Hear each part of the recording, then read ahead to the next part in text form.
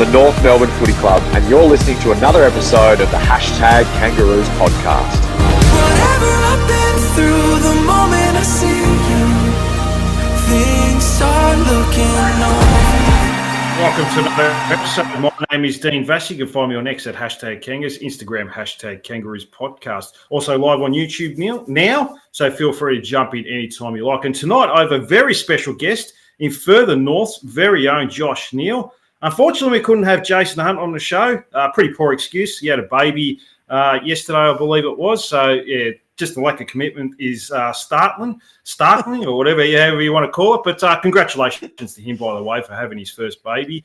Not him personally, but his wife, baby boy Raf. So anyone out there, wish him well. The Shin Bonus podcast host, Bailey, is going away very soon to Canada, so he's planning for that. But I will have those boys on next year at some point, probably before the season starts. Anyways, we'll move forward. I have Josh Neal, and welcome back to the show. It's good to see you. Must be nice to come on after winning a flag less than a week ago, mate.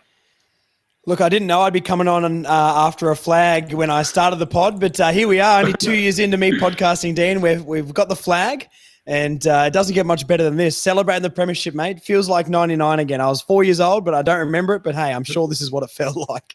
Well, I'm showing my age now. I was 21 at the time. I was 20 when we won it. So, yeah, no, I got a good memory of 99. It was actually on last night. Jealous. They were showing a replay. Oh, did so, they? Yeah. So I was reminiscing, bringing back good times. So, but no.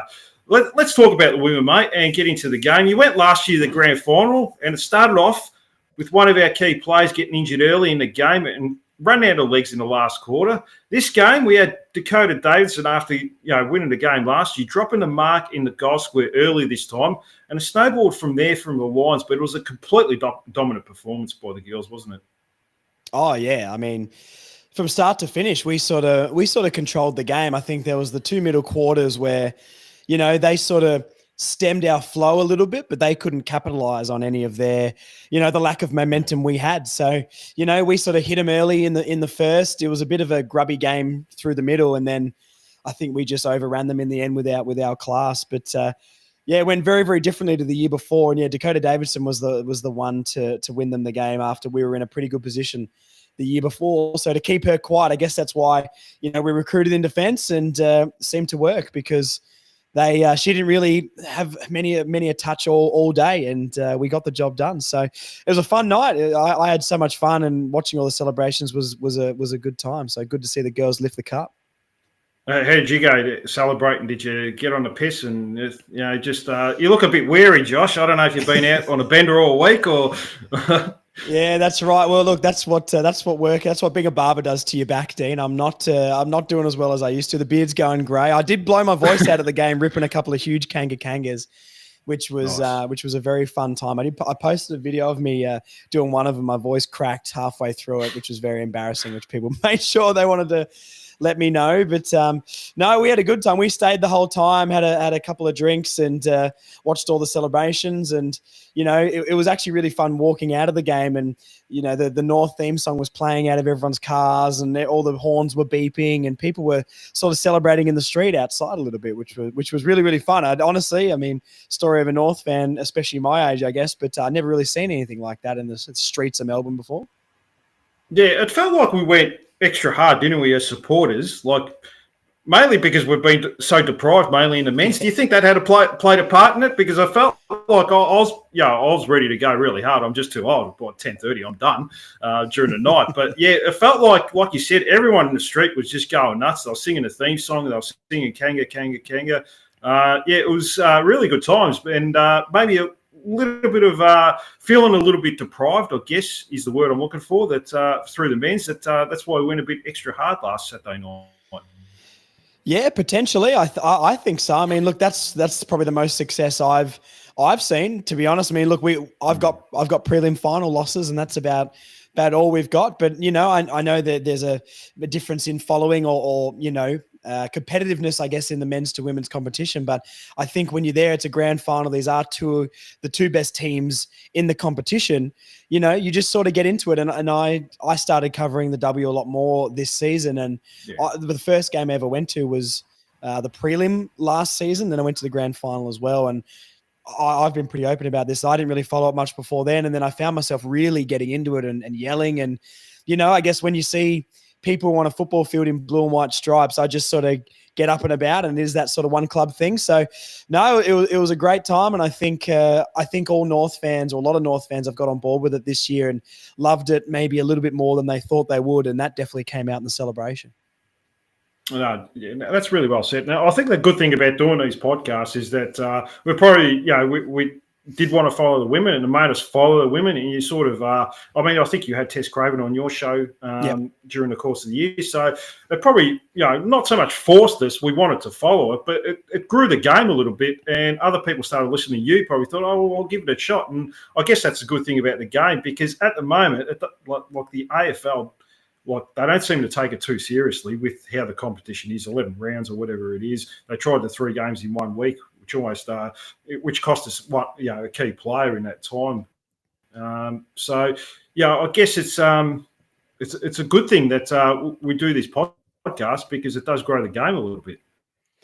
Yeah, I agree. And I think it's important, and I've said this a few times as well, where I think it's important to be honest about how we feel about the W as well. It's not something that, a lot of the marketing and the media around it is, this person's a superstar and she's unreal, but no one really knows the players. And it's a little bit confusing if you're on the fence about it. But I think it's really important to make sure you take your time and get into something like that organically, because I think once you're into it organically, you're genuinely going to support it. And that's sort of what I felt at the start of the year. I think, if I listened to the first AFLW podcast I did, and I was forgetting the girls' names. I didn't know any of them, but I think I wanted to bring across the side of, I genuinely don't know, because I think a lot of people out there don't. And, I could probably name the whole premiership team, or almost the whole premiership team now. And, that's how much I've got into it. So yeah, you're right. Like, doing these podcasts and us talking about it, I really hope has got some people into it. And taking it a bit more seriously and showing the fun side of it. The Close to a Flag boys do so much content for it as well. And I think that makes the fun element of it as well. So, yeah, I mean, look at the crowds we were getting even at Arden Street. They were decent enough. And I think it's grown massively in a North Melbourne bubble. It's grown massively. Yeah, I mean, obviously having on-field success helps, but you've got some really high-quality players as well. One of those is Jasmine Garner, 35 disposals, 2 contested, 13 tackles, 10 clearances, 467 metres gained. Not a bad game on the biggest stage, is it, Josh? Yeah, no, it's classy, that's for sure. You put up numbers like that in any competition and you're pretty impressed. It was funny, I didn't think at halftime her and Riddell were in the game very much, but looking back, I watched the game back and, they were just the link in every single chain. You know what I mean? They were just always there, not maybe doing anything flashy, but they're involved in absolutely everything. And I think that stood out after the game. I mean, look, people know my love for Vicky Wall, and I was shocked she didn't get the best on ground, but Jasmine Garner absolutely deserved it. I mean, numbers like that and the consistency that she has winning the football at that level is unreal. So almost like the LDU of that of the women's competition for us. Yeah, no. Hopefully, LDU can carry us to a flag. And hopefully, you can win a Norm Smith next year, Medine. Maybe.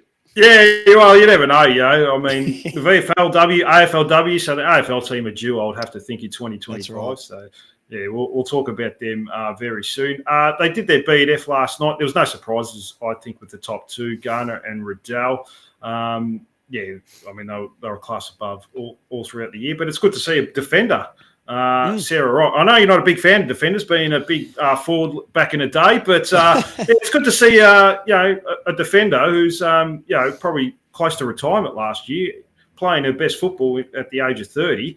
Not a bad thing. Gives hope to a lot of blokes like yourself, maybe. So I can still make the league, you reckon, Dean? Unreal. Yeah, mate. That knee, Yeah, mature age recruit. So Podsy Adley like. Yeah, well, that's it. He was 29 when he got picked up by Geelong and, had a few good years. So, yeah, but it's good to see someone else. And it probably shows the evenness in the team that someone like Sarah Wright, Libby Birch, Jasmine Ferguson, really good defenders, very stingy defence. They only conceded 1 goal in the grand final. Then you got players up forward, like you said, Vicky Wall, Elise O'Loughlin, Ballard Eddie, a number of others I'm missing here, Talia Randall. Sherlaw.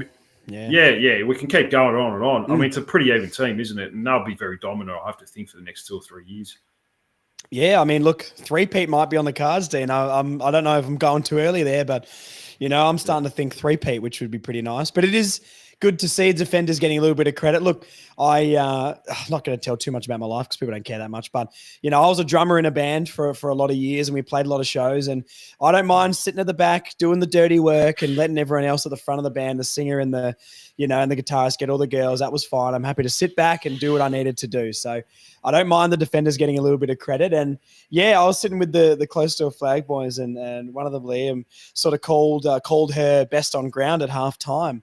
As well. And I was like, yeah, that's not a bad shout. I think Tess Craven was fantastic in that game as well. Yeah. She did this little kick sort of off half back just to relieve all the pressure. It was Sheasel-like, where she just found an option that no one else was finding at that time. It relieved the pressure and put us away on the break. So, but no, look, it's good to see some defenders getting a little bit of credit. And, my love for Charlie Comben is high as well. So hopefully, we can get some more credit along the defense. But I think our defense shined in that grand final. I mean, like you said, that one goal in the grand final, but also when we didn't have the momentum through the middle part of the game, they still didn't capitalize on us not scoring through the middle part of the game. And that's all credit to the defense.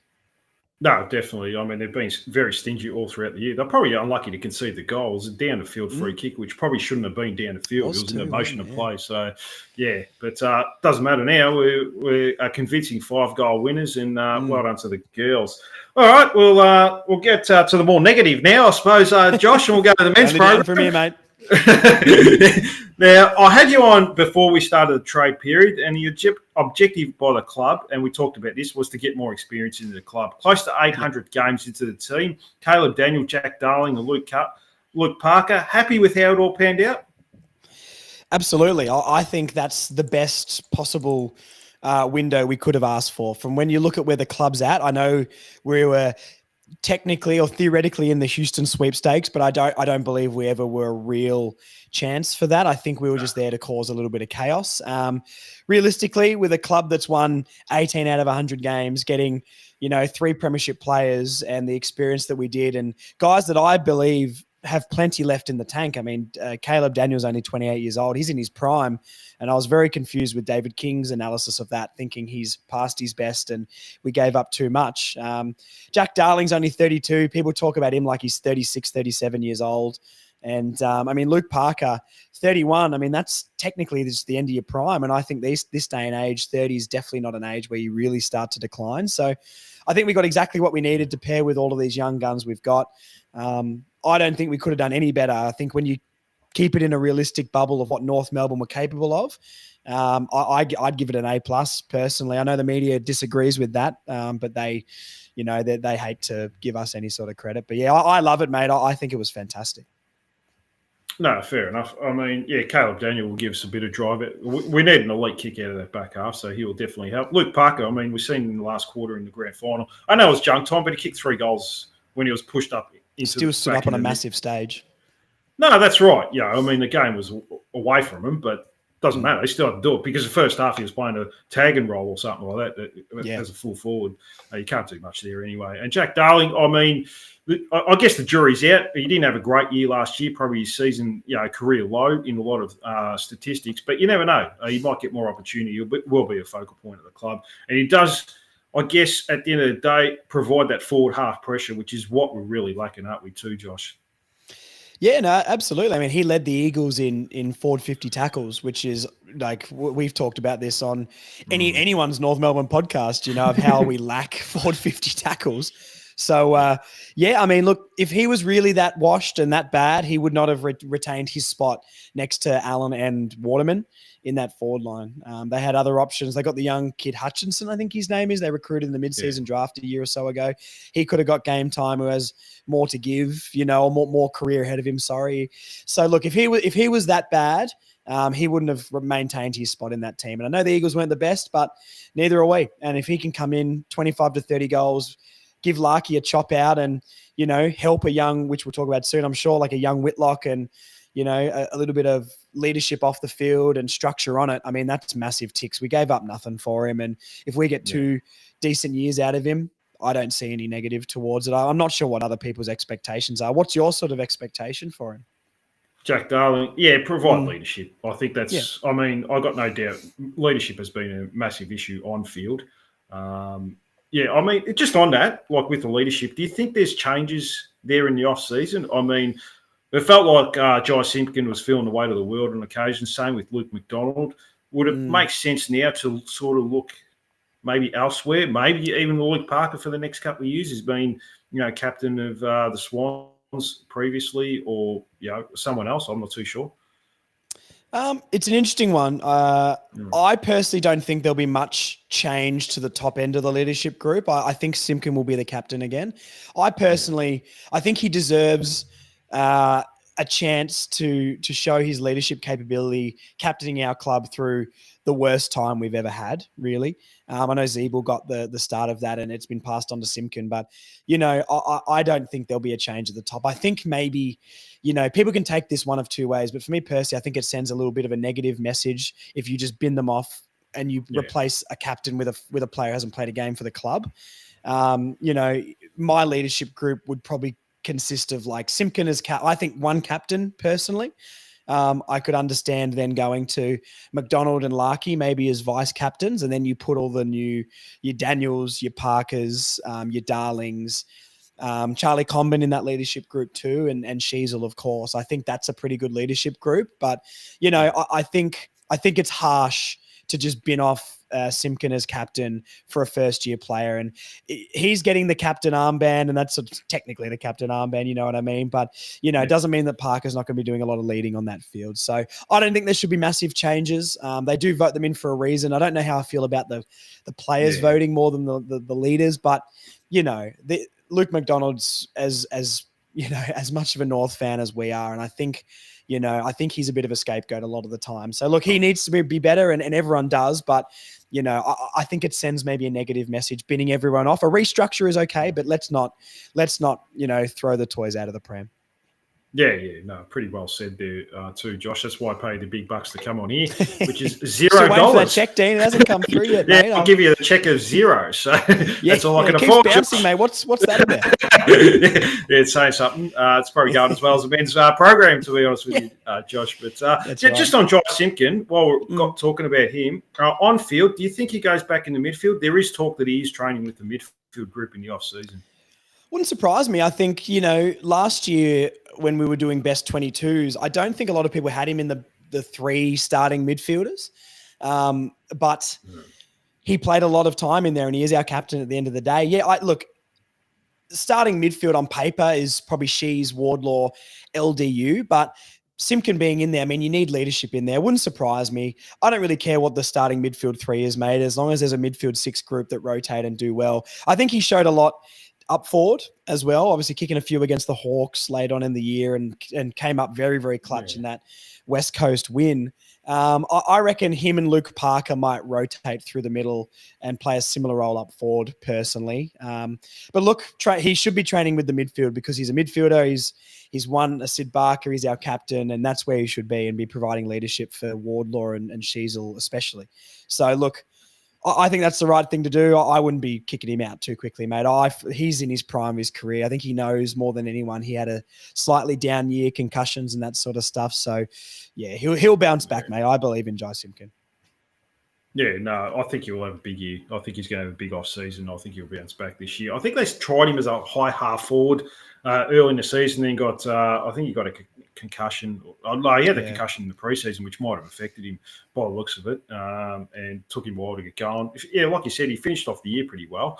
It'll be interesting to see what they do with him because he did start as a small forward in your junior days and work his way through the midfield. Whether they go back to small forward, like you said, that pushes through the midfield with Luke Parker, only time will tell.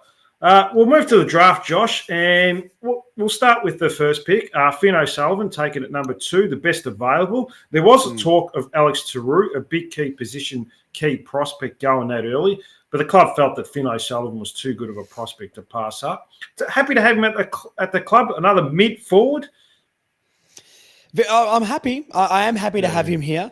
Probably not the way I would have personally gone. I'm definitely a believer in draft what you need, maybe because we've had maybe 4 or 5 years at the drafting a lot of talent. And obviously all North fans know we are fairly stacked at the midfield position. But, I'm not completely devastated about it. I sort of, I recorded my live reaction to the draft and it maybe didn't come across as well as I wanted it to. And I did put him a little message out saying, look, sounds like I'm really unhappy. This was literally as raw as it gets for me. But realistically, you can't have enough good midfielders. And with what he sort of provides, Joel, one of the guys I got on for the draft, he was sort of saying maybe essentially a Taron Thomas replacement.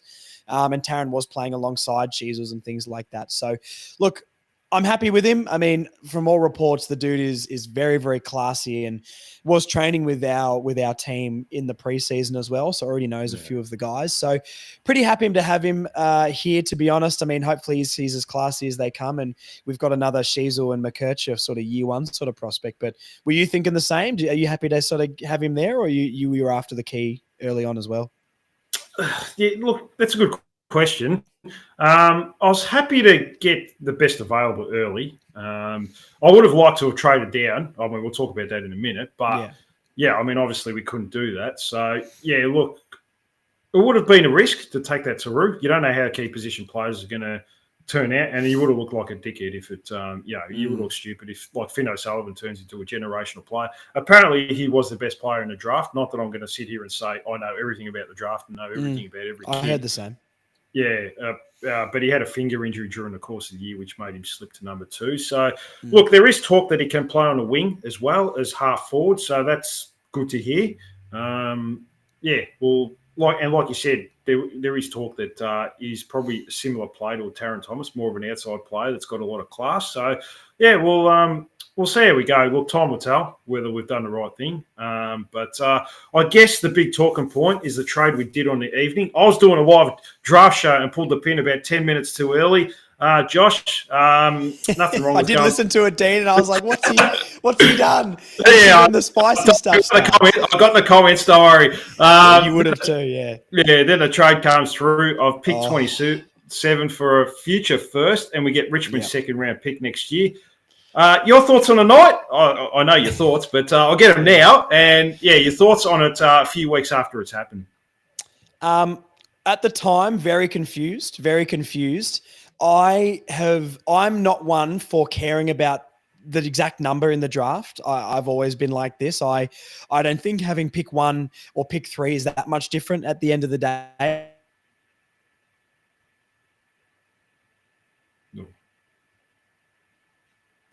Oh, I might have lost you, Josh. All this sort of stuff and Scullies and Trengoves and things like that. So it's not quite as, I'm not quite as shocked as everybody else about it, to be honest. At the time, I was confused, but, we sort of spoke about this just before we started recording. Like, we're going to get roasted about this deal for the next couple of years, especially if we finish bottom 4 or 5 and give Richmond our pick. But we're not going to know if Matt Whitlock's going to win a Coleman or not until 5 to 7 years down the track. So shocked at the time, but I think we got what we needed. Now, I like that we seem to be speeding up the rebuild, and I think it's an important thing to get a young key forward in now when we've got Jack Darling at the club.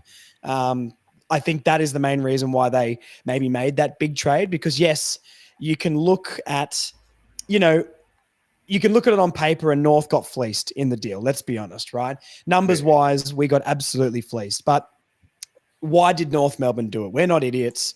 These are professionals. Why did they do it? Because they would have known it's a lopsided deal. So, they came out and said after the night that they ranked him in the top 15. Now you can take that whichever way you want with a grain of salt. Are they being honest? Are they not? I don't know.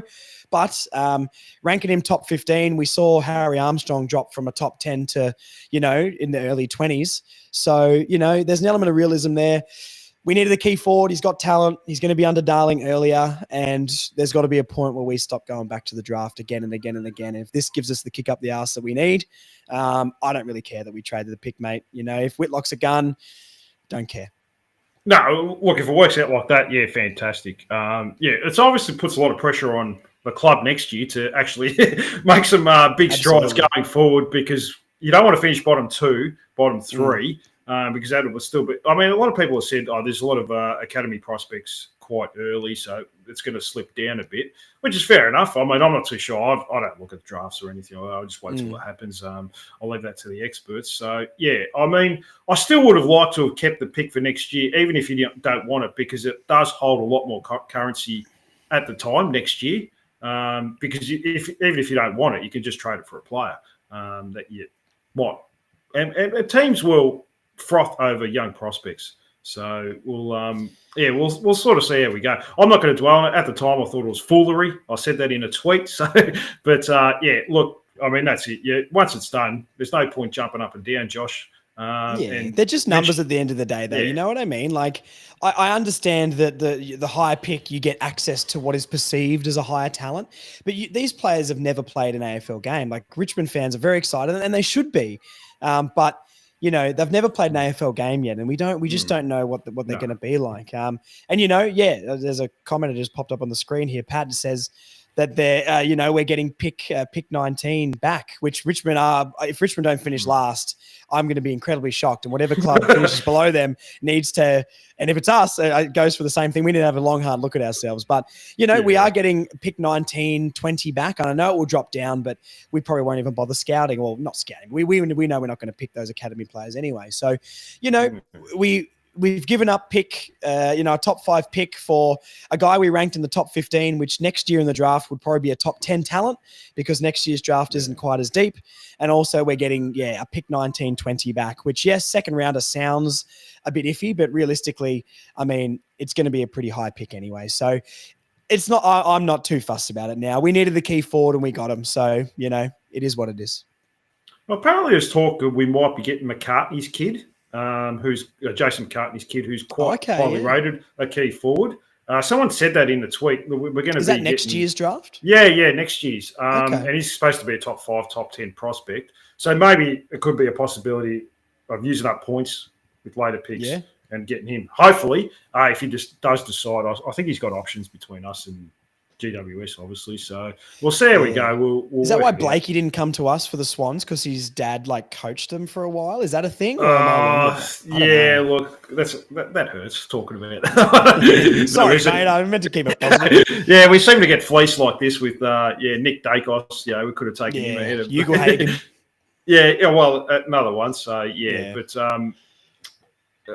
I mean, what do you do? That's part of the system, isn't it? Like you got to play with the cards you dealt, mate. So we're doing the best we can with it. Since Clarkson's come in, we've had fantastic drafts, and I think we get a little bit too emotional. Like North fans need to chill a little bit. Like we drafted Will Phillips a long time ago. We need to get over that. Since that draft, we've had some really strong drafts, and since Clarkson's been here, we've drafted Sheasel, Wardlaw, McKercher, Dersma, Hardiman, Will Dawson, all these players.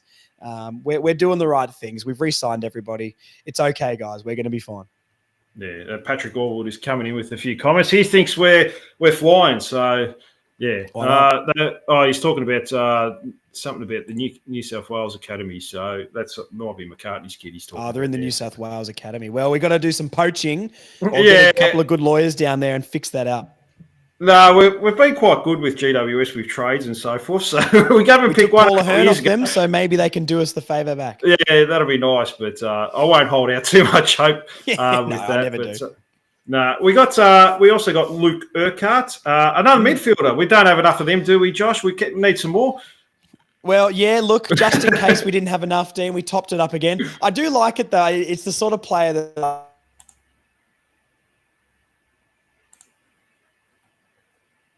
Oh, you've cut out again there. Ben Cunnington-esque type, someone who's not going to be playing on the outside heaps, but is going to play on the inside and bully a few people more. So, look, I didn't know that on my 2025 bingo card, I'd have an Urquhart in number 14 again at the club. But here we are, and it's almost like 2010 all over again. Yeah, I remember Gavin Urquhart. He actually wasn't a bad player. He started his career off really well. The only player I've ever seen, Josh, this is what I remember. He kicked with his right foot, but when he took a bounce, he bounced with his left hand. So really, wow. Yeah, that's how observant I was. You're a Gavin Urquhart super fan, mate. Get your Gavin Urquhart Guernsey on. Come on. Yeah. Oh, well, I'll try and find it somewhere. It's just out the back there. So. Taking over the trophy room, mate. Yeah, that's it, mate. Yeah, and then he had a good spell, and then we gave him a big contract, and he just fell away after that. Something we'd do.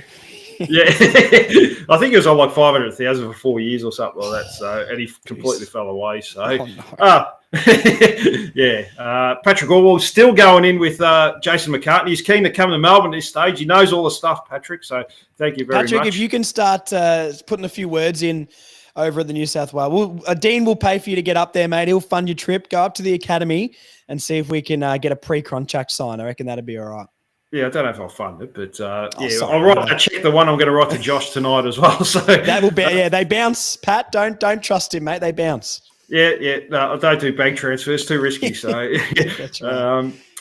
Also, what'd you make of? I don't think I spoke to you about this, but the Charlie Lazaro delisting, a bit stiff. I felt like he still had some good football in front of him, and no one picked him up, which is a bit of a surprise. I did see Curtis Taylor signed with the Collingwood VFL team, but no luck for Charlie Lazaro. I think he's a good enough player to at least get an opportunity somewhere, even in the reserves or rookie list or somewhere.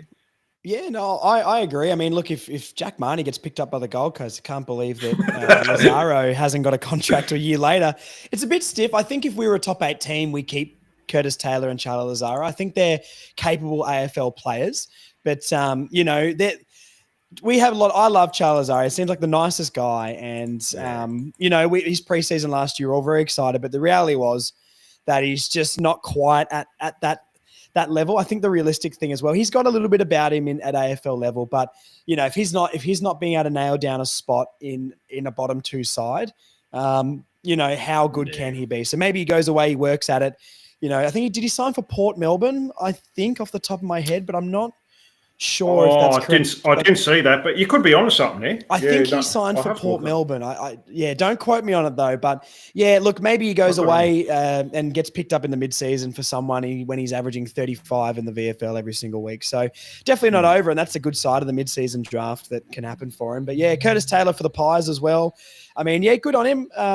Once again, a player that had a lot of talent but couldn't seem to break into a bottom 2 side. So it's a little bit strange. They were the best of a bad bunch, really, that we sort of delisted at the bottom of our list. But we've replaced them with guys who have a little bit more talent behind them, I think. So a bit stiff, but it is what it is at the end of the day. We've got to move forward and be a little bit more brutal. And I think that's what we've done. I probably would have kept Lazaro or Curtis Taylor over Cooper Harvey personally, but it is what it is.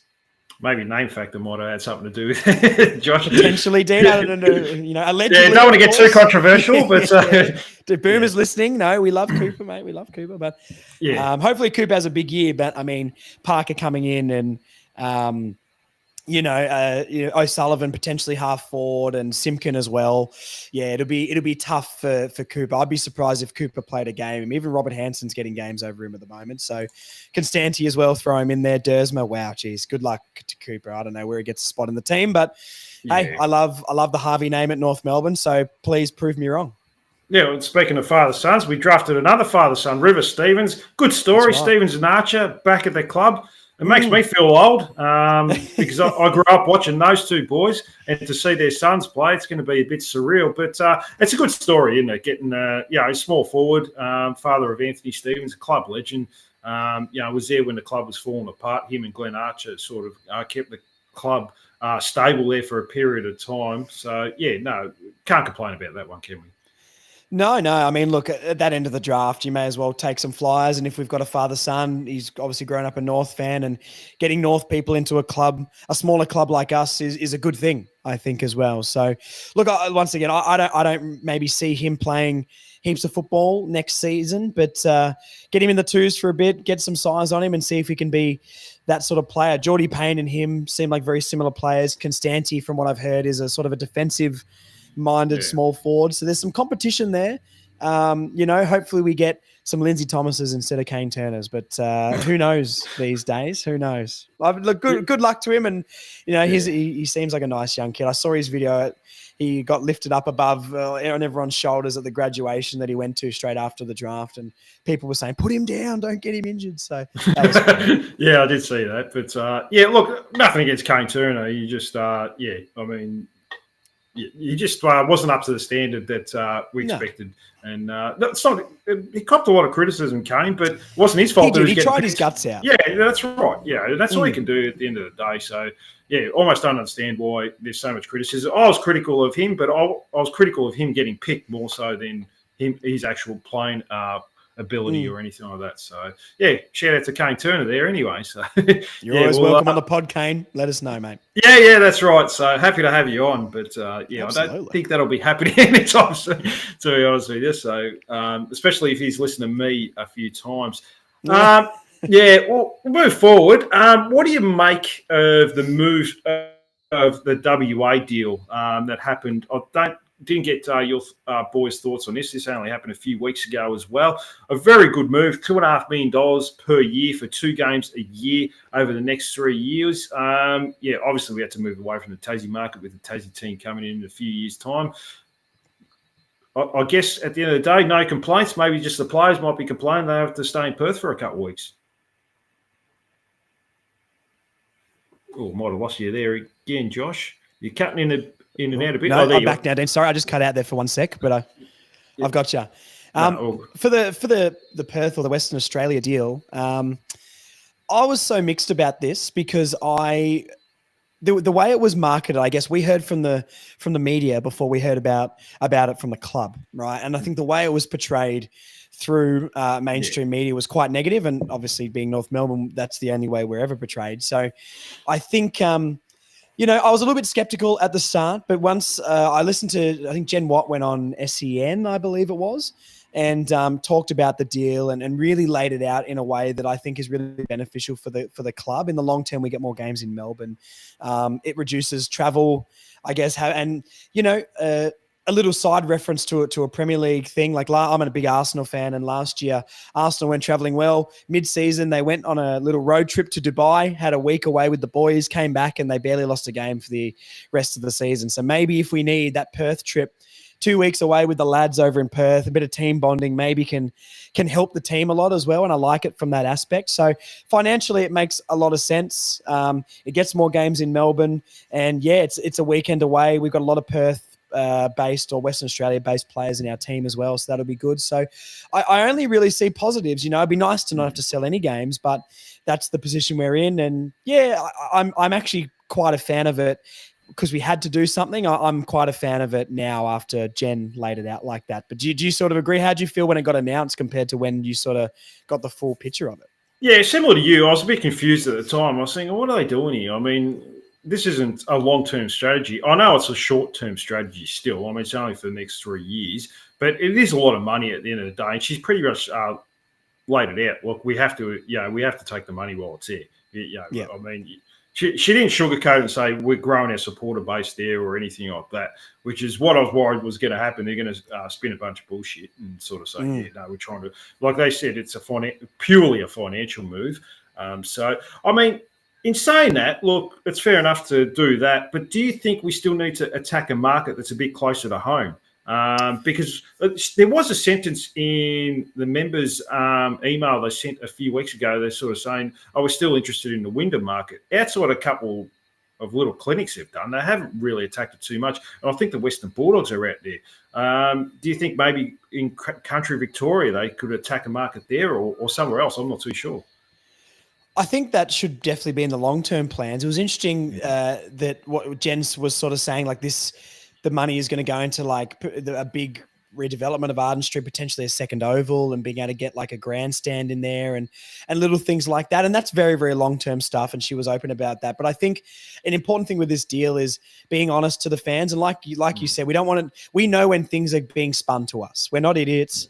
We follow the club incredibly closely and we care about it a lot. So, we know when something's getting spun, there's media spin on it. And I like how it was just purely financial. They laid it out to us and they were very, very honest. I think in the long term, definitely, the next 3 years, we've got this Perth deal in place, right? So I would hope that our fan base can grow a lot over the next 3 years with, Wardlaws and Sheasels and McKerchers and Dersmers and all these young players coming up. They're going to have nearly 100 games under their belts, by the time that deal's done. So I'd hope we're sort of pushing towards the 8 at that point, which can hopefully mean we don't have to sell home games interstate anymore.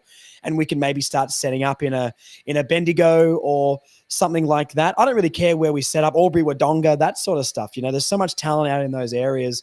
We're never going to be the most financially beneficial club in the league. We're always going to be a smaller club. And, and I think the current regime understands that. But yeah, I would hope And it does give me faith with how well I think they orchestrated this deal that is on the cards anyway in the long term. So I think you're completely right. Yeah, I would definitely be going after something in regional Vic, mainly to be getting a little talent hub set up so we can get some academy players from those sort of areas that want to stay.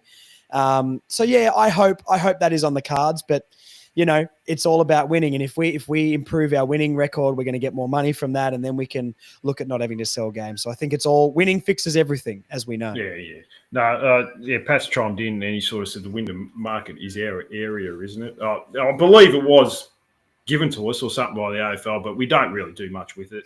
I don't think there's much of a market there. It's all Werribee and all that sort of shit. So, yeah, I don't know any supporters of North up that way. It's mainly the Western Bulldogs, but it'd be nice to probably attack the country, Victoria. But I suppose we don't have to worry too much about it over the next few years. But there's got to be a long-term strategy. Gippsland is another area that who scouts out there. Like, what are we doing? Like Charlie Comben is out from that way. Pendlebury came from that way. Why aren't we going out there and trying to do something as well? I know it's North Melbourne and that's more in the east, but there's such a Warragul and Traralgon are such growing areas as well. And a lot of people are moving out that way, even to look at Pakenhams and stuff like that. And those areas, Berwick's, and a lot of people are moving Clyde and all that sort of stuff. So there's so many areas to attack. I'm sure they've got it on the cards. I mean, if we're talking about it, surely they've got to be talking about it. So we'll just be sitting back and talking about it, Dean, but I'd hope that it is on the cards. Yeah. And like you said before, I think, winning, like if you're playing in finals, people will start following you and supporting you. We got 12,500 to an AFLW grand final, sold it out. And majority of them were North supporters ahead of Brisbane. Sure. So if you're winning, it's amazing what that can do. So, we'll sort of see how we go with that. All right, I'm going to get some early predictions for next year here, Josh. So we might as well get straight into it. How many wins do you think we'll get next year? Oh, man, I hate this. That's why I said it. That's why I asked you. 6 to 8 is the same as I said last year, and that's what I've sort of got to go with this year. I think if we got 6, I'd be happy but not stoked. If we got 8, I think going from 3 to 8 wins is very, very good. That's probably what I would be hoping for. If I'm sitting through another 3-win season, it's not going to be a great time. So, 6 to 8 wins for me, I think, is pass mark. 6 is the floor. We need that minimum for anyone to think it's okay. And I think if we got 8 wins, I'd be pretty happy with that. I think 8 wins is still going to be bottom 4 next year. Yeah. And just as a little bit of a precursor, I think I would hope North fans, and this is how I'm trying to look at it, is next year, I'm not really concerned where on the ladder we finish. I don't care about the pick. We've given it to Richmond. It is what it is. I don't care. We need to improve our wins. And as long as we keep winning, the ladder position will take care of itself. So that's sort of what I'm trying to think. But 6 to 8 is sort of where I want to be, and wherever that ends up on the table, it is what it is. Patrick Allwood's coming with 6 to 8, and I think that's got to be the benchmark. It's got to go twice as much as it has been this year. I think the year before was 3 as well. We're sort of staying around the 2 or 3 wins a year for the last 5 years. Eventually, the trajectory's just got to go up. If you win another 3 games next year and you don't have your first-round pick, you're going to get scrutinised to the absolute shithouse. And deservingly so as well, though, Like, if we're still winning 3 games next year after having talents like Brownlow-level talents like Sheasels and things like that, like Wardlaw can be whatever he wants to be in this competition. For me, he's got as much talent as a Horn Francis or a Harley Reid or anybody like that. He's up there with those guys on his day. So he can do that. McKercher probably was the best first-year player, and I'm saying that from a non-biased perspective. I really think statistic-wise he was the best first-year player. If he didn't have that patch of injuries in the middle of the year, I think he walks away with a rising star. So, that plus Parkers and Darlings and Daniels, we have to be improving that by at least doubling it, if not more. Yeah, I mean, and that's the reason you get those experienced heads in, because they're supposed to be the leaders, the missing links, I suppose. Because we had experience this year in Hugh Greenwood, Liam Shields, who were definitely at the back ends of their careers. I mean, Liam Shields got delisted by Hawthorn after they finished second or third last, so he wasn't good enough for them at the time. Hugh Greenwood probably wouldn't have lasted much longer at the Suns. He would have been overtaken. So probably players that went up to the AFL level, and that was the experience last year. Whereas this year we've got AFL quality players that were still got something left to give. Yeah, that's right, exactly. So, well, time will tell. So it's going to be a bit of a nervy season next year, Josh. Yeah, I'm a bit scared for it, mate. This is genuinely a make or break, I think. Like, if we're 4 wins, which is obviously more than last couple of seasons, but if we get 4 wins, that is still so bad, Dean. And I love this club so much, and I'll always be there. But my God, like if we're coming out with 4 wins next year, I'm going to be very, very, very worried. Yeah, and it's probably second last as well if you get 4 wins. Like, I mean, I don't know. I haven't looked too closely at the fixture. I did look at the fixture, but I don't know if we play Richmond twice. I think we got them twice. Yeah, there's at least 2 there. So there you go. Maybe you never know those. Yeah, we'll sort of see. All right, I've got 3 breakout players you could name. So this year we had Paul Curtis, Tom Powell, and Charlie Comben. I can name my 3. I've got Geordie Payne, Riley Hardiman, and Griffin Logue to have a bounce back year this year. Who you got in mind, just off the top of your head?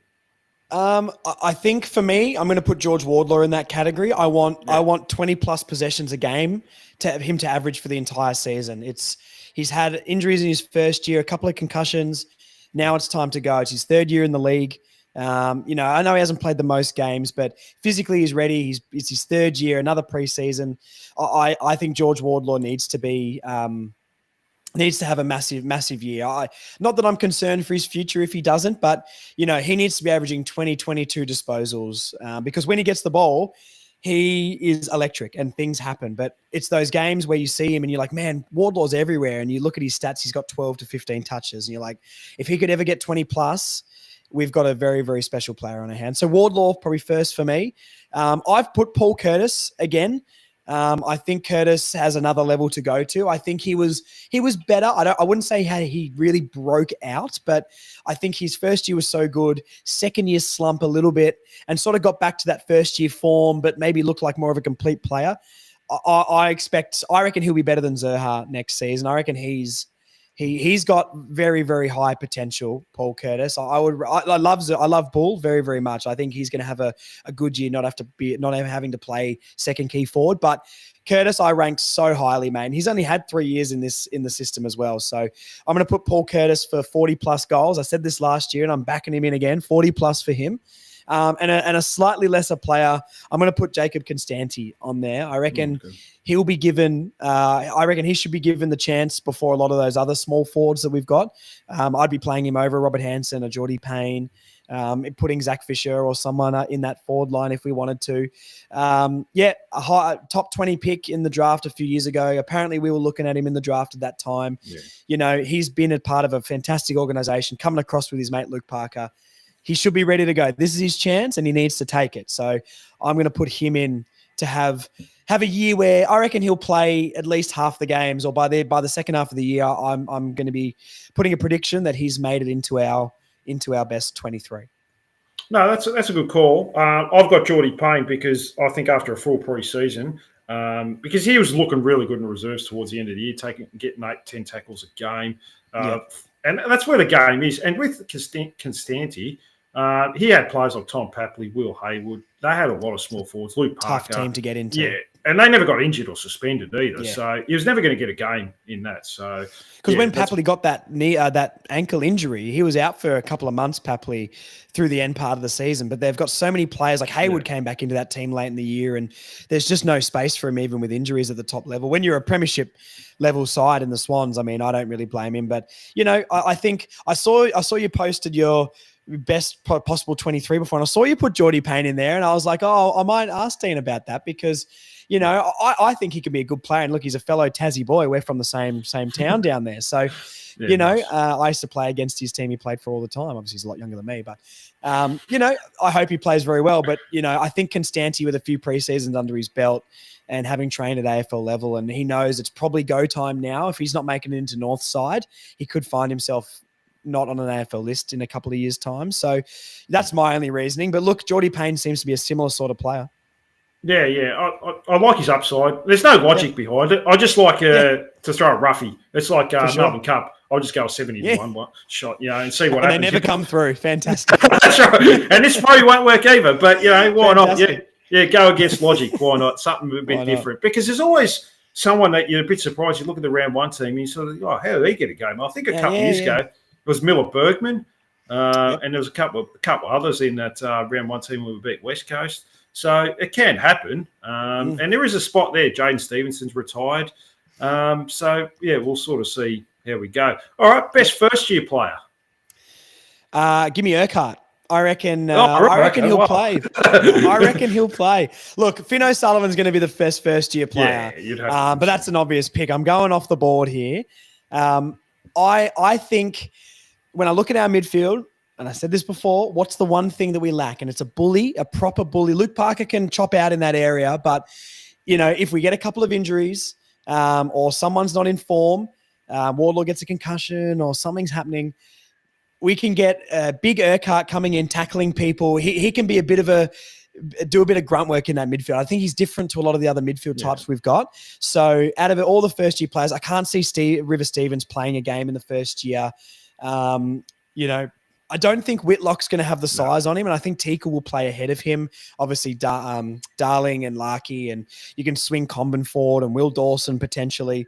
So I think it'll be hard for Whitlock to get in. I think he'll need to put on some size for a couple of years. So I'm thinking, other than Finn O'Sullivan, who can get into this team? And I think Urquhart is actually a shout if you want a more rogue one. I think he can play a different role in that midfield that we don't have. And if we get a couple of injuries, let's get a bully in there and get another Urquhart back into North's lineup. Oh, fair enough. Yeah, no, look, that'll be good to see, actually. So, every time I hear his name, he's going to remind me of Gavin Urquhart. So, I'll be printing off the biggest Gavin Urquhart poster to hold up in Bay 29 next year, and I want Luke to come over and sign it. That'd be fantastic. Yeah, that's I'll look forward to seeing that in a game. So, yeah, he seems like a ripping kid too, Luke Urquhart. Oh, yeah. So, yeah, no. So hopefully, nice surfy hair over at another Western Australian boy. Nice hair as well. So the Ashcrofts have nice hair, and they're all right. So maybe we've got another one of those. Yeah, they got that. Is it Kai Loman? He's got. He's from True. Brisbane. Yeah, the blonde locks, mate. Yeah, they work. Yeah. Well.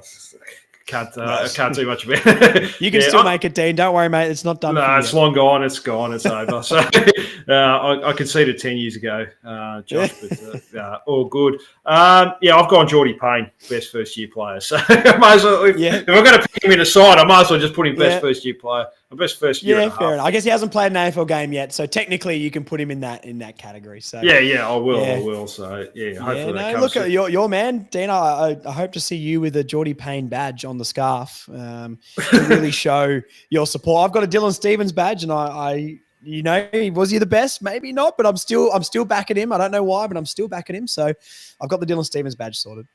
Well, I remember talking to you. It was last year. He's still on the CCJ.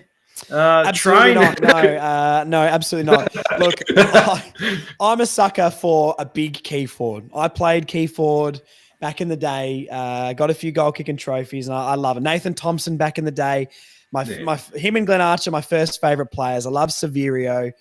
Drew Petrie, I love a key forward, and I wanted him to work so badly. And, there was patches in games where he would take a clunk, and you're just like, come on, man, you've got it. You can do it. Why aren't you doing anything else? But look, his first 3 games were fairly diabolical. And look, I really hope he comes back from his Achilles and can make it back and play football. But I think with Whitlock and Darling there now, Teakle is a better player than him.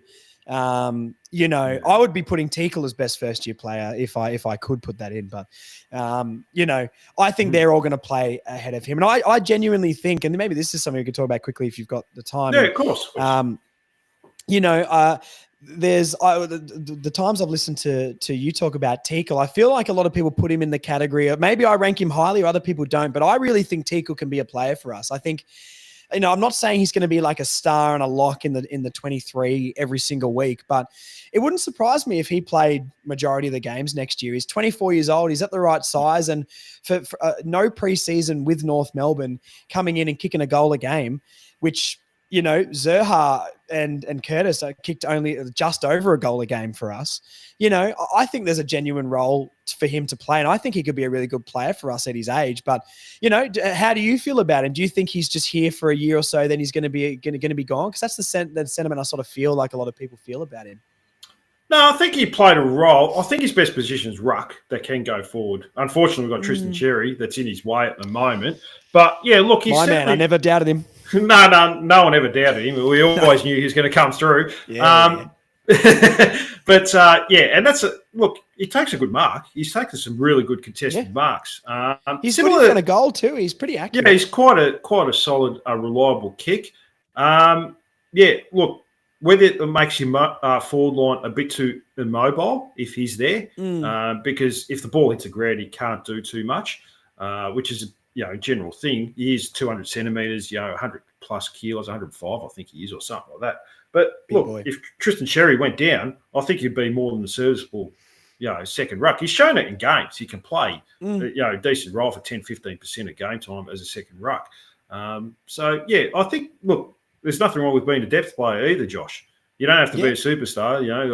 There's a lot of players that have played a role for a club for a number of teams. Kane Turner played a role for a number of years. We won finals with him playing as a forward half, pressuring small forward. Unfortunately, when we became a bad team, he regressed as well. So I don't mind it. I don't mind him. I think he's a good depth player. Whether he's he's going to take you to the next level, it's probably yet to be seen, I guess, Josh.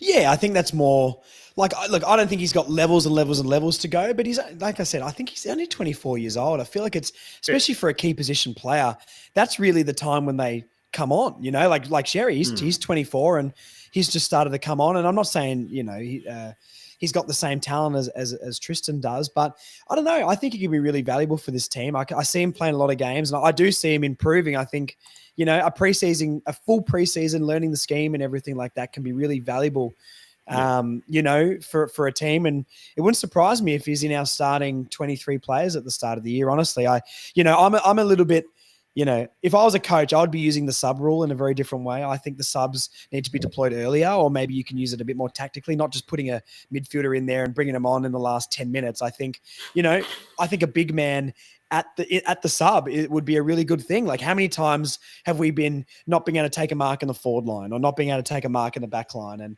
midfielders can run all day. They can run all day. They'll be fine. I think not necessarily, like, even if you start him and you go with a tall forward line and then you can sub him off at half time or something, I think that would also be okay. So, look, I rate him. I'm getting a Bryn Teakle badge as soon as I can. I've been saying this for ages. There was none down at the Roo shop before, which I asked the staff as well. I said, where are the Bryn Teakle badges? And they're like, not yet, mate. They're coming. So I want the first one off the press. But look, I like him, and I just think people were a little bit harsh, or maybe not harsh, but I think he deserves a little bit more of a pump up for how good he was coming in halfway through the season last year. I think he did really, really well. So I think he deserves a little bit more credit. That's all. Yeah, no, he played every game. He played one game in the VFL and played every game for the rest of the season. Yeah. And like you said, he kicked a goal a game. His last couple of weeks were pretty ordinary, but that coincided with the team. We were shit house, mate. So. Yeah, we gave up. You can't deny that. You're losing up by 110 points on average. Last 2 weeks. You've sort of thrown the toys out of the pram, like you said before. So, you can't do much with that. I would have liked to have seen him come out of the team last couple of weeks just to freshen it up. I would have liked to have seen Finbar Bailey just give him a game. Jordan Payne just give him a game.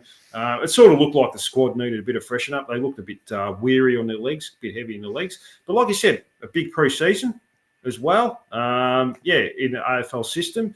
It can only do him good. So you never know. He'll be close to the round one team on the fringes. And, Big O played as a forward pocket, as a second ruck there for about 3 or 4 years before he took over the mantle. So, you never know, I guess. So we'll see how we go. Anyways, Josh, I think I've held you up long enough. Go ahead and plug your work. Where can people find you? What do you got going on? All that sort of fun stuff. Oh, I'll tell you what, Dan, there's not much going on at this time of year for football content. Look, Further North podcast, for anyone who doesn't know, we're all in a little bubble of North Melbourne podcasts here, and we all get along well. So it's good to be able to cross platforms and all that sort of stuff. Further North podcast, YouTube, Spotify, Apple. We do a lot of stuff on social media as well. We work alongside the Close to a Flag boys a bit and try and, get Bay 29 going at games for a little bit of a cheer squad we make there. So if you want to be a part of a fun day at the football. Stay tuned and follow along. But honestly, look, I've probably got one more podcast left in me for the rest of the year. I'm going to potentially have a look at seeing if one of the W girls would love to come back on and chat about the grand final. So we'll explore those options, and that might be me done. I'm going to take a couple of months off and come back early Feb or late Jan potentially. And yeah, I've got to put the feet up for a bit, Dean. I've talked about a lot of losses this year, and I need to get my mind right and come back bigger and better than ever. But yeah, Further North Pod, if anyone wants to follow along. But yeah, thank you for having me again, Dean. I love coming on, and it's nice to be asked questions instead of asking the questions sometimes. It's actually a refreshing change of pace. Yeah, I like doing it, actually. So I like getting other people's opinions. I want to hear my own opinion. It's in my head already. So, and you've done a fantastic job this year, Josh, doing a podcast. This was your second season. Keeps going from strength to strength, like Jason and Bailey's as well. We'll have you boys back on next year. Before the season starts, we'll get some predictions. Hopefully, it's starting to look all right in the pre-season. We were talking ourselves up last year when we beat Collingwood. Darcy Tucker was looking like the best player ever, and Zerhard lost 7 kilos and was going to take the league by storm. Who do you think's going to be the having the best week on the track in the pre-season, Dean? Who's the guy that's going to be talked up and actually be really average? Probably Bryn Teakle. No. It probably will be Darcy Tucker again. So. Yeah, I can see Darcy Tucker being that guy again as well. Yeah, he played every game last year too. That's crazy. Yeah, he actually looked a lot better in the. He was all right too. Yeah, in the back line, he showed a lot more. Yeah, he definitely. They were talking about him like he's like even I think Simpkin also said in an interview too. He was like he's training the house down, mate. I'm like, it wasn't just him. It was about 10 players. It was about 10 players said, "No, this guy's just unbelievable this pre-season. I've never seen anything like it." I'm not falling for any of that stuff next year. Anyone who's having a good week on the track next year in the preseason, I'm thinking write them off. Do not put them in your multi for round 1. Yeah, it might be, who else was talked up was Dylan Stevens, your mate. Look, that was half my fault as well. I think I pumped him up a lot. I'll never forget that last quarter against the Demons that he came on and nearly won it for us, mate. So that's right. I'm really holding on to that.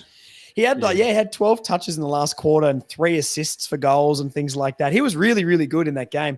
I don't know why it didn't click for him. I still back him, but if he has another year like that, I might have to get off the Dill Stevens train. But I'm still backing him, and if he comes good, I won't let anyone forget it on the podcast. I'll say, I told you so. No one believed in him.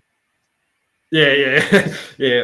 Don't jinx someone because he jinxed probably Callum Coleman-Jones last year. So. It's my fault, isn't it? Yeah, that's true. No. No, I won't do that to you, Josh. We've got to talk people up. If we can't talk them up, then what do we? Yeah, there's no point doing this. So great stuff this year anyway, Josh. You've been fantastic. So check out his podcast. Generally comes out Mondays, doesn't it? So Monday evening. Yeah, but it depends. We try and get it out the day after the game. So I did a podcast straight after the GWS game in round 1, and I was a little bit too emotional, and I didn't get my head together. So I needed to. We sort of sat back after that and went, let's give it 24 hours, and then we'll podcast. So genuinely Mondays, and I do a pre-game podcast as well on a Thursday night, Friday morning as well. So let's see if I can keep the grind up next year. Yeah, definitely. No, sounds good, Josh. Well, you enjoy your Christmas coming up this year. Don't forget to like and subscribe to his work as well. I'm sure he really appreciates all the fans out there. So anyways, that's it for tonight. Thank you so much for coming on. I'll be back maybe Sunday or next week. Until then, bye for now and go Roos. No, thanks for coming on, mate. I appreciate that. It was a good, fun chat. So, it was